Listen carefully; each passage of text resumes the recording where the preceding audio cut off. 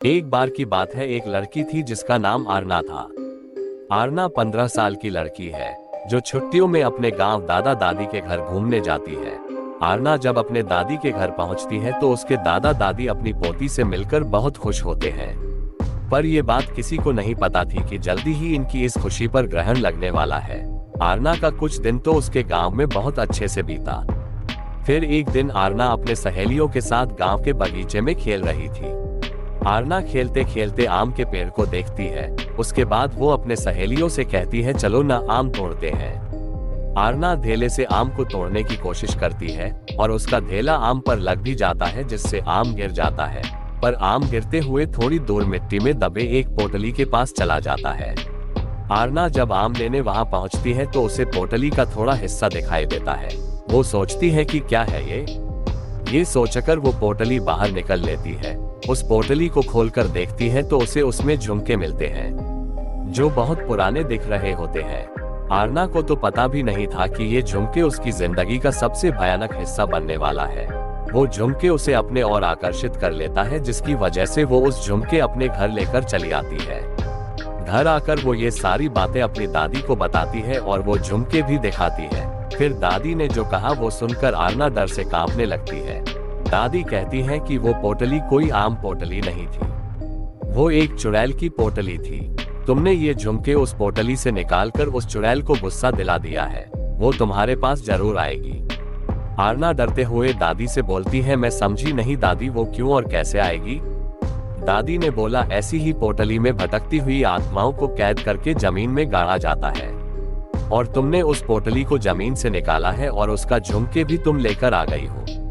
तुम इस मनहूस झुमके के साथ उस चुड़ैल को भी अपने पीछे ले आई हो। ऐसी भटकती हुई गुस्सैल चुड़ैलें अपना बदला लेती हैं। वो चुड़ैल भी हमसे अपना बदला लेने जरूर आएगी। आरना इस बात से डरती तो है पर उसे ज्यादा यकीन नहीं होता। वो जाकर अपने कमरे में सो जाती है। उसी रात को करीब 1 बजे उसके कमरे की लाइट जलने बुझने लगती है। आरना की नींद खुलती है तो देखती है लाइट नहीं है। वो अपने बिस्तर के बगल रखे टेबल पर पानी पीने के लिए मुड़ती है। तभी वो देखती है कि टेबल के पीछे कोने में कोई औरत बैठी है, जिसकी आंखें एकदम लाल हैं और एक टक उसे ही देखी जा रही है।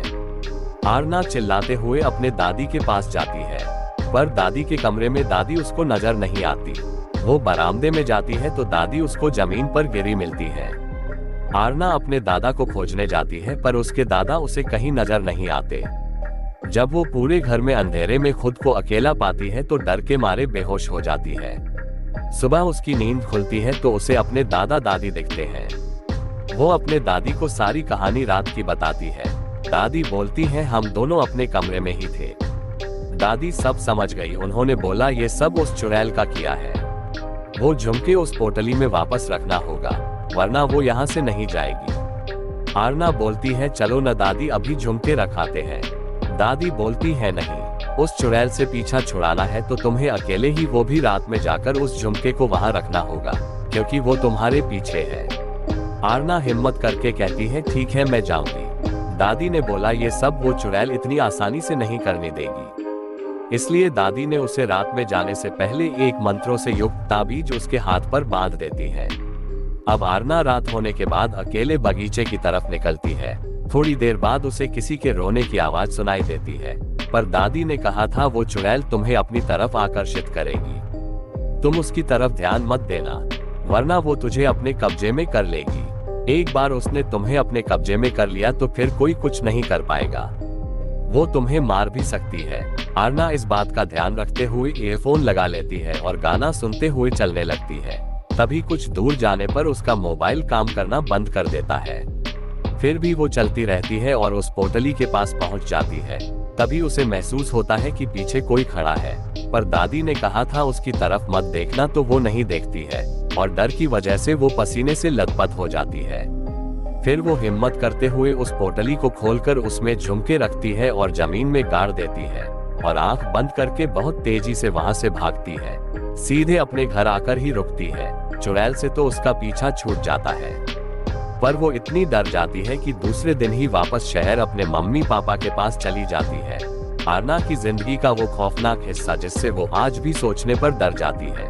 तो दोस्तों, अगर ये कहानी आपको अच्छी लगी तो वीडियो को लाइक करो और शेयर करो और कमेंट करके जरूर बताओ कि आपको कैसी लगी ये कहानी। और ऐसे ही और भी कहानियों के लिए इस चैनल को सब्सक्राइब करो।